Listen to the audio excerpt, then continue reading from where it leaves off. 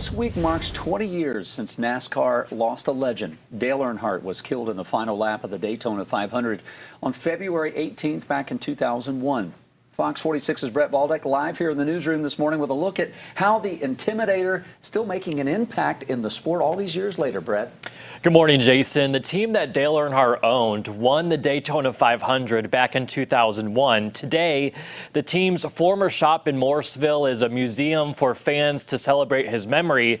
And since Dale Earnhardt's death, NASCAR has focused on safety, so much so there has not been a death in a major NASCAR touring series since 2001.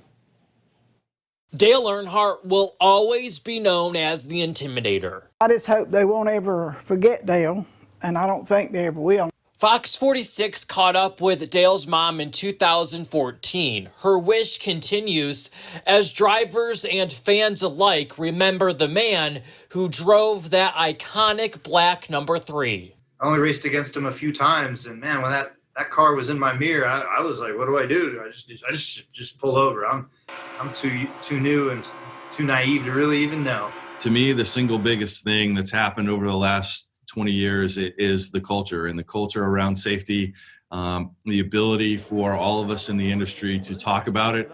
It's something that everyone believes we should be talking about. There's a lot of ideas, a lot of different experts. NASCAR opened the Research and Development Center in Concord in 2003. A direct result of Earnhardt's death was a new focus on safety. Today, every major NASCAR track is required to have safer barriers installed, which stands for Steel and Foam Energy Reduction. All drivers are now required to wear a Hans device known as a head and neck restraint before getting behind the wheel. There's also a 7-point seatbelt system attached directly to the racing seat. Larson, look at the air get under the right rear of the 42. Crashes still happen, and they always will. But NASCAR now takes a proactive approach, studying each crash with black boxes and high-speed cameras, especially those where a driver is injured. You know, the flywheel, which is like a millions and millions of pushes to get it spinning at the rate that it is today, is spinning that fast because of everyone being on board and all pushing in the same direction.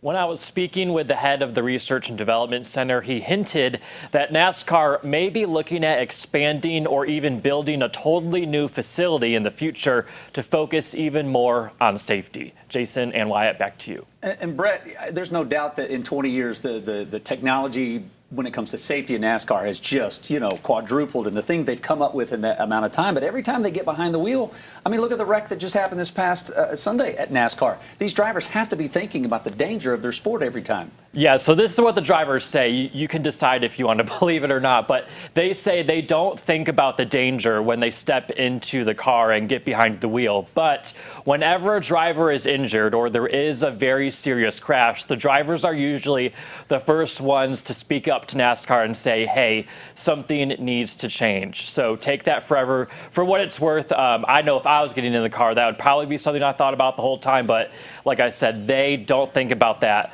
They say when they get into the car unless there has been a serious crash. Now,